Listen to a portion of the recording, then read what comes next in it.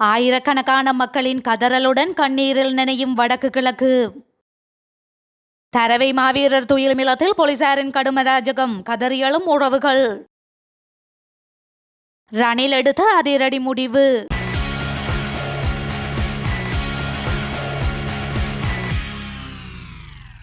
மட்டக்களப்பு தரவை துயிலுமில்லத்தில் கடும் குழப்ப நிலை ஏற்பட்டுள்ளது. கார்த்திகை 27ஆம் திகதியான இன்று உரிமை கோரிய யுத்தத்தில் உயிர் நீத்த வீரமறவர்களை நினைவு கூர்ந்து வடக்கு கிழக்கு தாயக பகுதிகளில் அஞ்சலி நிகழ்வுகள் ஏற்பாடு செய்யப்பட்டுள்ளன. இந்த நிலையில் மட்டக்களப்பு தரவை மாவீரர் துயிலுமில்லத்தின் அஞ்சலி நிகழ்வினிடையே உட்புகுந்த போலீசார் அஞ்சலி நிகழ்வுக்கு இடையூறு ஏற்படுத்தியுள்ளனர். இதன்போது அங்கு ஒன்று திரண்டிருந்த மக்கள் மற்றும் நாடாளுமன்ற உறுப்பினர்களான சாணக்கியன் மற்றும் கஜேந்திரன் உள்ளிட்டோருக்கும் போலீசாருக்கும் இடையே முருகல் நிலை ஏற்பட்டுள்ளது. துயிலுமில்லத்திற்கு சப்பாத்து கால்களுடன் உள்நுழைந்த போலீசார் அங்கு கட்டப்பட்ட கொடிகளை அறுத்து எறிந்ததுடன் தீபங்களையும் பிடுங்கி எறிந்தனர்.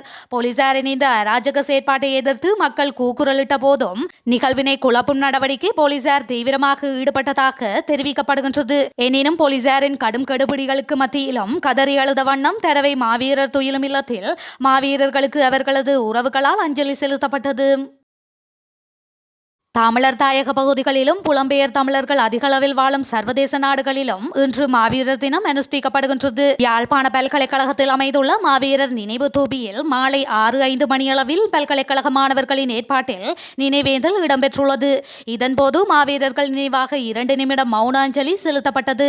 3 மாவீரர்களின் தாயார் ஒருவர் ஈகை சுடரை ஏற்றி வைத்தமை குறிப்பிடத்தக்கது.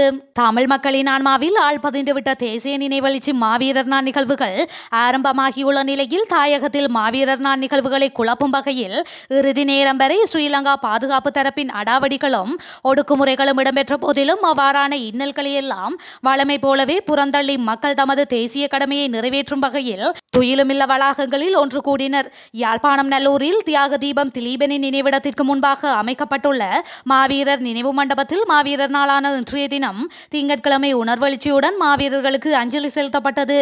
அதனைத் தொடர்ந்து மாவீரர்களின் பெற்றோர்கள், சகோதரர்கள், உறவினர்கள், நண்பர்கள் என பலரும் கலந்து கொண்டு தாயக விடுதலைக்காக உயிர் நீத்த மறவர்களுக்கு சுடரேற்றி மலர் தூவி கண்ணீர் மல்க அஞ்சலி செலுத்தினர். யாழ்ப்பாண மாநகர சபை முன்னாள் முதல்வர் மணிவண்ணன் கலந்து கொண்டு அஞ்சலி செலுத்தியுள்ளார். கிளிநொச்சி கனகபுரம் மாவீரர் துயிலுமில்லத்தில் நினைவேந்தல் நிகழ்வுகள் ஆரம்பிக்கப்பட்டுள்ளன. இன்று மாலை சரியாக 6:05 மணியளவில் பிரதான சுடர் ஏற்றப்பட்டு அஞ்சலி நிகழ்வுகள் ஆரம்பிக்கப்பட்டுள்ளன.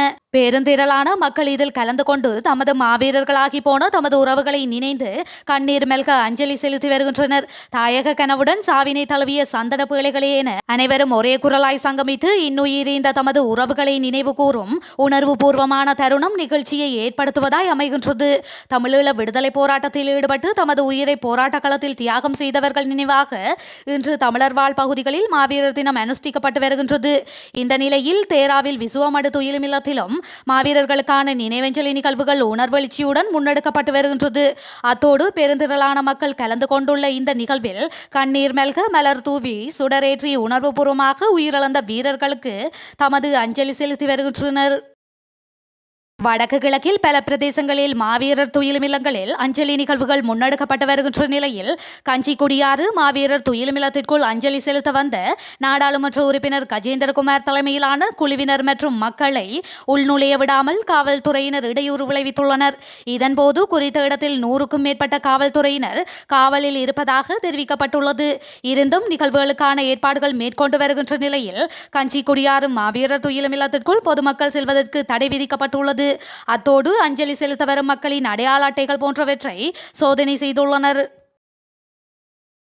மெய்யான தலைவர்கள் என அரசுடன் இணைந்து செயற்பட்ட சிலரது புகைப்படங்கள் தாங்கிய பதாதைகளை அகற்ற முற்பட்ட முன்னாள் போராளி சே அரவிந்தன் காவல்துறையினரால் கைது செய்யப்பட்டுள்ளார். வவுனியா தலைமை காவல் நிலையத்திற்கு மிக அருகாமையில் தபால் நிலையத்திற்கு முன்பாக அரசுடன் இணைந்து செயற்பட்ட சிலரது பதாதைகள் காட்சிப்படுத்தப்பட்டுள்ளது. மெய்யான தலைவர்கள் என்ற தலைப்பில் காட்சிப்படுத்தப்பட்டுள்ள குறித்த பதாதைகளில் விடுதலை புலிகளினால் இவர்கள் படுகொலை செய்யப்பட்டிருந்ததாக வாசகங்களும் பொறிக்கப்பட்டிருந்தது. குறித்த பதாதைகள் மக்கள் மத்தியில் குழப்ப நிலையினை ஏற்படுத்த ஏற்படுத்தும் என்ற காரணத்தினால் முன்னாள் போராளியும் போராளிகள் நலன்புரி சங்கத்தின் தலைவருமான சே அரவிந்தன் குறித்த பகுதிக்கு சென்று இவற்றை இங்கு யார் வைத்தது, இதனை உடனடியாக அகற்றுமாறு தெரிவித்தார். இதன்போது அங்கிருந்த இருவர் தாங்களே இதனை வைத்ததாகவும் இப்படி செய்யுமாறு சிலர் பணித்தமையால் இதனை செய்தோம், அதனை விட வேறு எதுவும் தமக்கு தெரியாது என்று கூறியதுடன் பதாதைகளையும் அகற்றினர். இதன்போது சம்பவ இடத்திற்கு வருகை தந்த வவுனியா காவல்துறையினர் பதாதைகளை வைத்தவர்களின் மீது நடவடிக்கைகளை எடுக்காமல் முன்னாள் போராளியான அரவிந்தனை அச்சுறுத்தி வலுக்கட்டாயமாக கைது செய்து அழைத்து சென்றனர். இதனால் குறித்த பகுதியில் குழப்ப நிலை ஏற்பட்டது. இது தொடர்பான கருத்து தெரிவித்த அரவிந்தன், தமிழ் மக்கள் மத்தியில் குழப்பத்தை ஏற்படுத்துவதற்காகவே இந்த பதாதைகள் இங்கு வைக்கப்பட்டுள்ளது.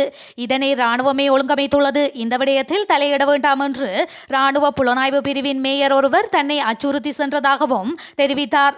இதேவேளை குறித்த பகுதியில் செய்தி சேகரிப்பில் ஈடுபட்ட ஊடகவியலாளர்களை காவல்துறையினர் அச்சுறுத்தியதுடன் அவர்களது கடமையினை செய்ய விடாமல் இடையூறு ஏற்படுத்தினர்.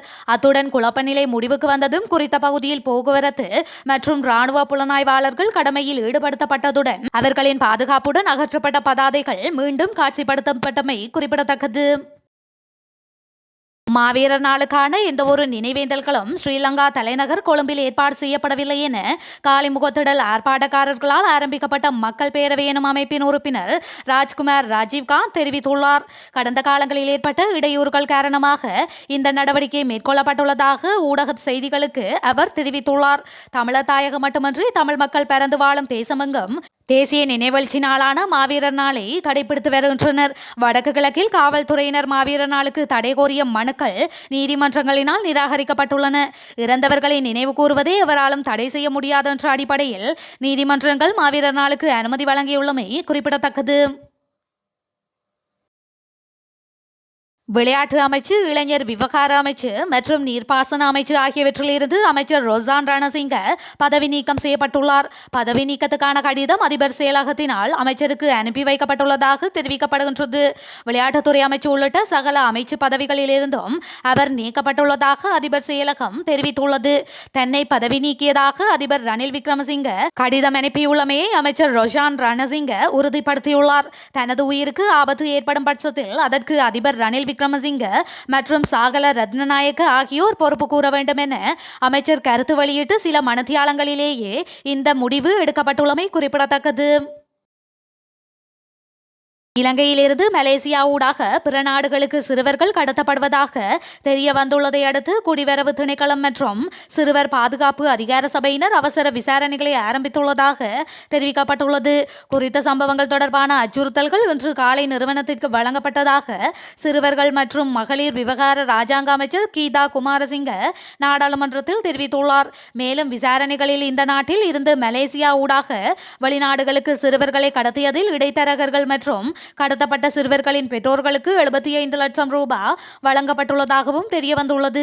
அத்தோடு நீண்ட காலமாக மேற்கொள்ளப்பட்டு வந்த விசாரணைகளின் பின்னர் இந்த தகவல் வெளியாகியுள்ளதாக குடிவரவு குடியகல்வு திணைக்களம் குறிப்பிட்டுள்ளது.